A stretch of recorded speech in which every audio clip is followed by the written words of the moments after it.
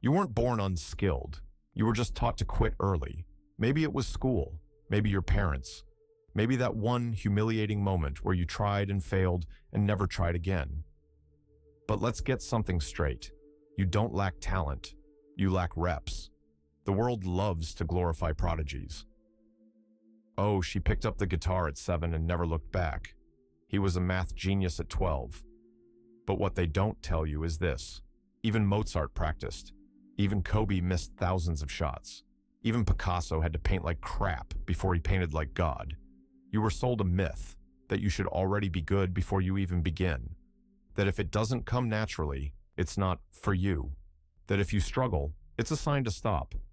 If you enjoy this type of content, don't forget to like and subscribe to the channel. But what if struggling is actually the proof you're in the right place? What if being bad is not a red flag, but a requirement? Let me tell you about Lucas. At 28, he picked up a sketchbook for the first time since childhood. His lines were crooked, his proportions off, and he hated every drawing. But he kept going, not because he believed he was gifted, but because he was tired of waiting to be.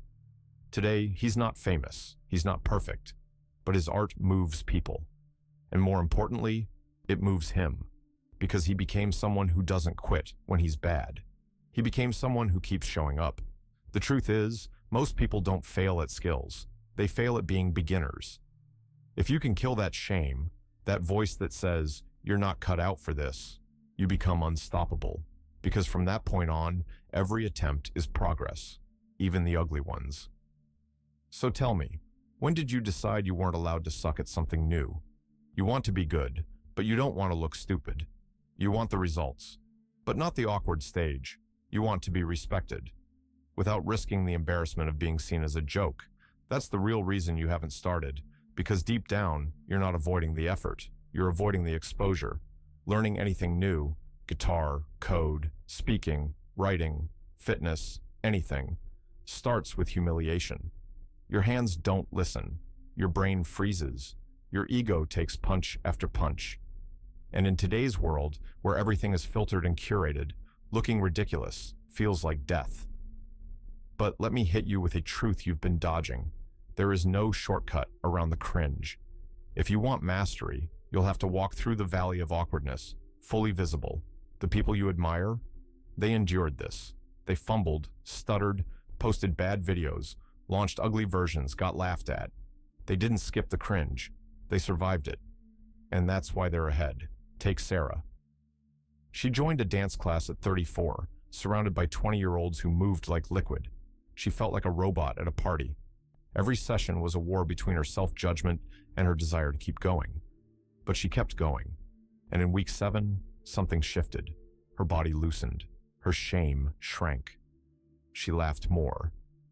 Now, she's not the best dancer, but she's free. And that freedom is more valuable than perfection. If you can endure being bad in public, you can unlock anything. But if you wait until you're good in private before you ever try in public, you'll be waiting forever. The question isn't, can you learn? It's, can you stand being seen while you're still learning? Because if you can, that's where the real transformation begins. There's a stage no one warns you about. It comes after the excitement of starting, but before the results show up. It's the valley of, I'm trying, but nothing's changing. And this is where most people quit. Because in the beginning, you expect to be bad, that's fine. But after a few weeks or months of effort, when you're still clumsy, still stuck, still unsure, the doubt creeps in.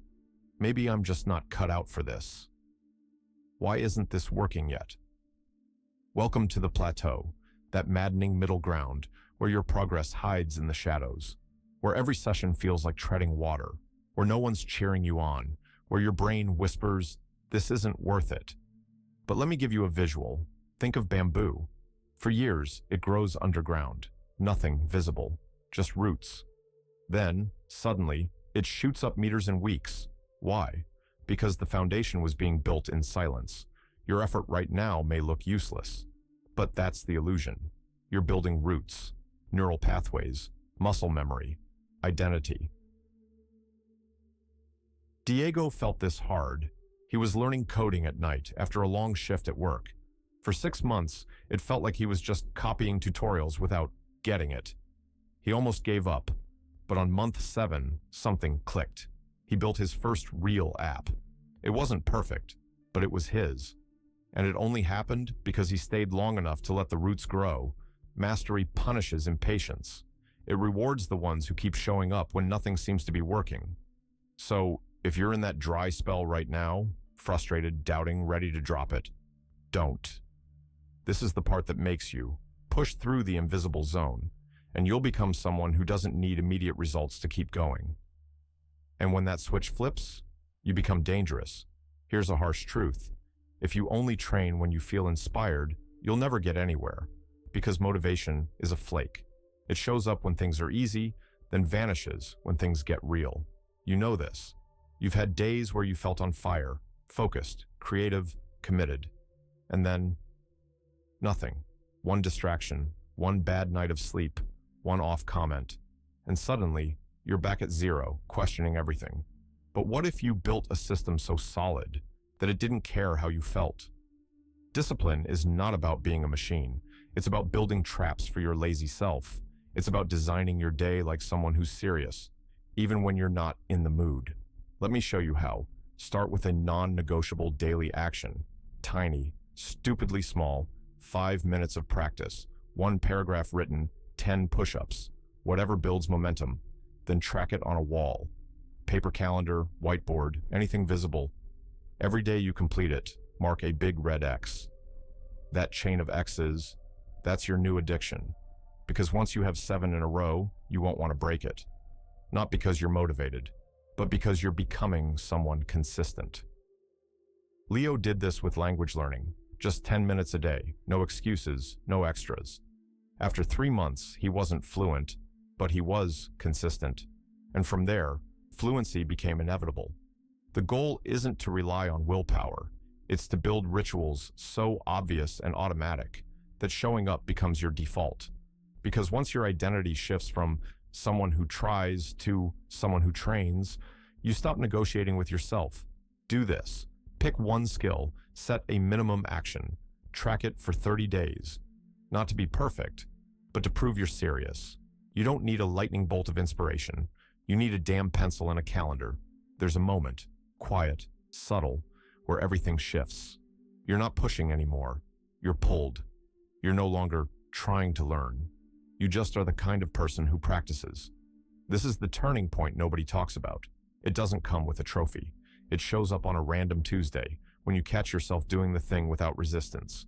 You didn't argue with your laziness. You didn't hype yourself up. You just showed up. Again. That's the sign. You've crossed from effort to identity. And when that happens, the weight of starting disappears. Because you're not starting anymore. You're continuing. You're building. It's not, I have to practice. It's, this is what I do now. Look at Maya. She used to call herself not a reader. For years, she'd buy books and never touch them. Then one day, she set a rule. 10 pages a day, no matter what. The first month was clunky. She forgot. She forced it. But by month 3, something changed. Reading became part of her rhythm, like brushing her teeth. Now, she finishes 2 books a month without even thinking about it. Not because she's obsessed, but because she became someone who reads. This is where real change locks in, when it's no longer about willpower, but identity. You don't rise to the level of your goals. You fall to the level of your systems, and rise again as a new version of yourself. And that version, it doesn't ask for permission. It doesn't keep starting over. It just is. So here's the uncomfortable question. Are you still pretending to work on it? Or have you finally decided to become it? This was never just about the skill. You thought you were learning guitar or writing or coding or running, but what you were really doing was rebuilding yourself, piece by piece, rep by rep. Because every time you show up, even when no one's watching, you rewrite the story of who you are. From the passive version of you that waits for things to happen, to the active one who makes things happen. That's the hidden power in mastering a skill. It leaks into everything. You start saying no to distractions. You speak with more certainty. You hold your posture different. Why? Because you've earned self-respect the hard way. Not from likes, not from praise, but from proof. Proof that you can do hard things. Proof that you don't run when it gets boring or hard or invisible. That's what most people never get to feel, because they never push long enough to taste it. Look at the version of you from 6 months ago. What did they avoid? What did they fear? What were they too tired, too busy, too doubtful to start? Now, imagine you had started anyway, even badly, even slowly. Where would you be right now? That version of you, focused, confident, dangerous, they don't exist in theory. They're waiting on the other side of repetition. You don't need a new plan. You need to become relentless with the one you already have. So pick the thing, any skill, one that matters to you, and commit. Long enough to become someone unrecognizable to your past self. Because when you master one thing, you realize you can master anything, and that's when the real life begins. If you enjoyed the video, don't forget to like and subscribe to the channel.